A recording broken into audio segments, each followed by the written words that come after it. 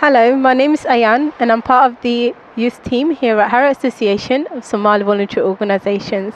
First of all, I'd like to thank you for attending our annual general meeting, and I'm hoping that this video will give you a better understanding of the work that we do here at HASVO. First, let me start off by showing you the sites that we mainly operate from. We are now standing outside our main office, which is located on St. John's Road near Gayton Library. Here we operate Monday to Wednesdays, 10 to 3. We provide information and advice on issues related to social security, housing, benefits, education, training and employment. We also provide outreach work, advocacy work, and translatory services. This is our office where HASVO mainly operates from. We're now standing outside our Youth and Family Centre, which is located here at South Harrow. We provide not only a safe place for young children and youth, but also provide tuition, after-school activities, a gathering place for families, and is also used by our partner organisations to approach the community. Myself, and my colleagues are the youth club leaders here, and our jobs were secured through the Future Jobs Fund. Next to our youth club, there's a nursery, which is run in partnership with HASVO. Now that you've had the chance to learn about HASVO as an organisation, you'll get the opportunity to get to know some of our clients. I'm here with Mr. Shidane here. He's classed as one of our elderly clients. Don't let his looks fool you, he's actually 77. Mr. Shidane became a Harrow resident back in 1999. Mr. Shidane has been a resident at this property for the past 9 years. However, he has had ongoing repair issues and couldn't get them resolved due to language barrier.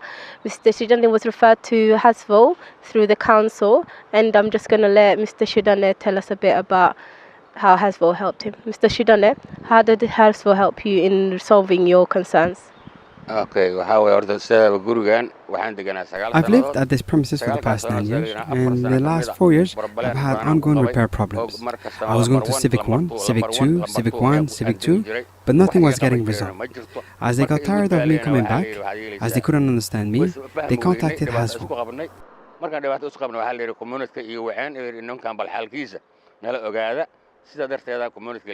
That's how I got introduced to HASVO. After they both got in contact and discussed my issues, actions were put in place to resolve them. But there are still some that are outstanding. But thank God there is no longer lack of communication, but it can still happen. Okay, thank you very much. Thank you. One of the groups that we help here at HASVO is lone parents, and Sophia here is one of the lone parents that we've helped. She came to this country about 10 years ago, and we've worked with her for the past 2 years. Sophia used to be a national basketball player back home in Somalia. Sophia, how have you benefited from HASVO? waxa weeyaan waxay isiisay maxay ahaydaan benefit badan taasoo ii gudbisay I've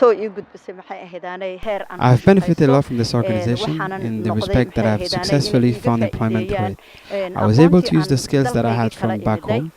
They referred me to different employment training agencies. One of them was the Excite project, from which I've learned how to use a computer and send emails. But they've also assisted me in being able to use my skills from back home of basketball trainer here in the UK by sending me onto a level 1 and 2 coach training course, so that I can be training young people in playing basketball here and also as a tool to further my career. I've also been given the opportunity through HASVO to volunteer as a basketball trainer for young Somalis and their friends.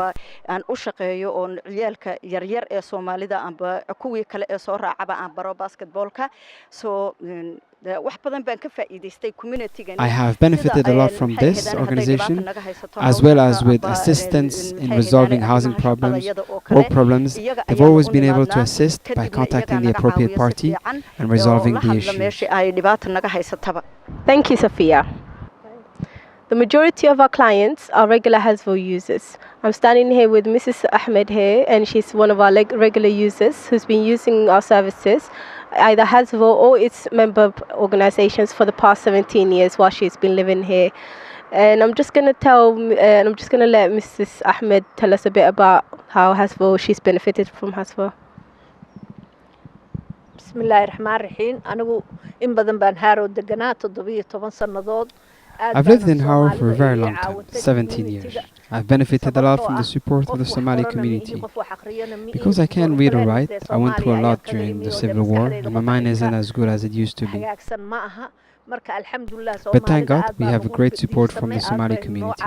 I don't know how I would have been able to cope without the support of the Somali community. They've always fought for our rights. They are decent people from the youngest to the oldest and have always made us feel welcome, as the majority of us elderly Somalis can read or write. So thank God our Somali community in Haro is doing very good. marka insha Allah ilaahay idankiisa aad baan u fiicanahay community-geena Soomaaliyeed ee Harona aad buu u wanaagsan yahay si wanaagsan. Thank you very much. Another big group we help here at HASVO is young people.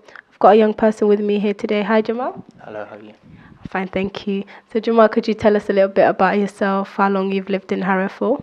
Okay, sure. Hello, everyone. My name is Jamal Ibrahim, and I've lived in Haro for 14 years. Okay, so during that 14 years, were you working, studying, what were you doing? I was studying, and firstly, I went to Cannons High School. Then I went to Haro College to finish my A-levels. Okay, all right then. So, could you just tell us a little bit about how you got in contact with HASVO? I firstly got in contact with HASVO when I attended an employment event organized by HASVO. Okay, so how did that employment event go? It went really well, and I got to meet the Somalian mayor. Okay, all right then. So, and I didn't know you back then, but I know that you now give some of your time volunteering. Why was that? And after going to the employment event, I liked the people there, and I offered some of my time to volunteer. Okay, so apart from that, what do you do? I work part-time at QPL. Okay, all right then. Well, thank you very much. It might be news to you all. However, here at HASVO, we do not only help Somali-speaking residents, we also help people who speak Arabic, Swahili, French, and Dutch. We are able to do so by the help of our volunteers. One of them is Hassan here. I'm just going to let him introduce himself and tell us a bit about the work that he does here. Okay, thank you. Now we do help, Arabic language speakers.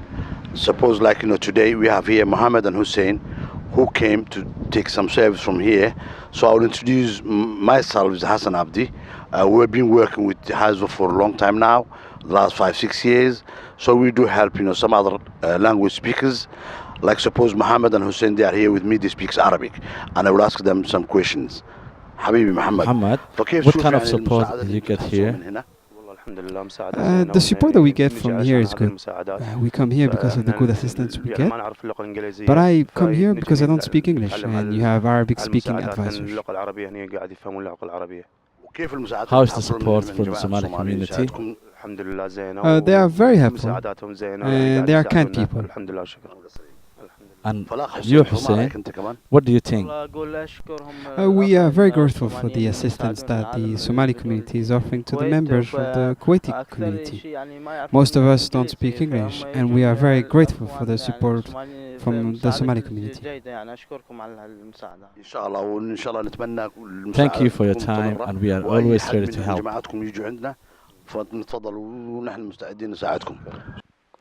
Another thing we do here at HASVO is act as a hate crime report center. I'm sitting here with Davinda, who is the hate crime caseworker as well as the equality officer. Hello, Davinda. Hello there. Could you just tell us a bit about yourself and the role and what you do here? Sure.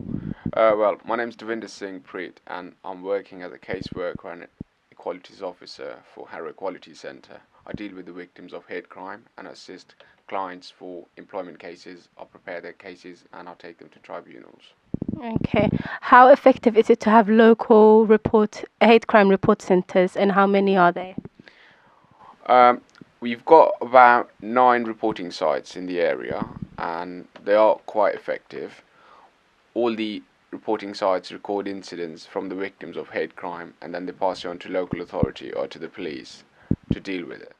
Okay. How big of an issue is hate crime here at Harrow?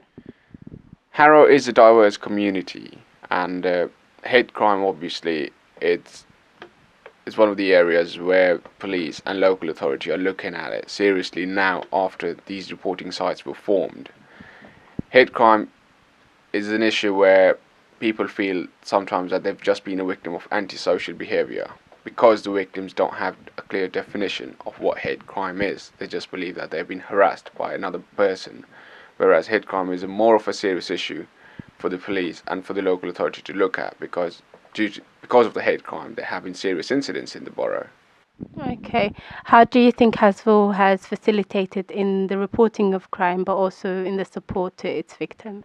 HASVO has been quite supportive in the area because it is a Somalian organisation and there is a large number of Somalian community in Harrow, and obviously one issue has always been for victims of hate crime language barrier, whereas HASVO solves that for those victims.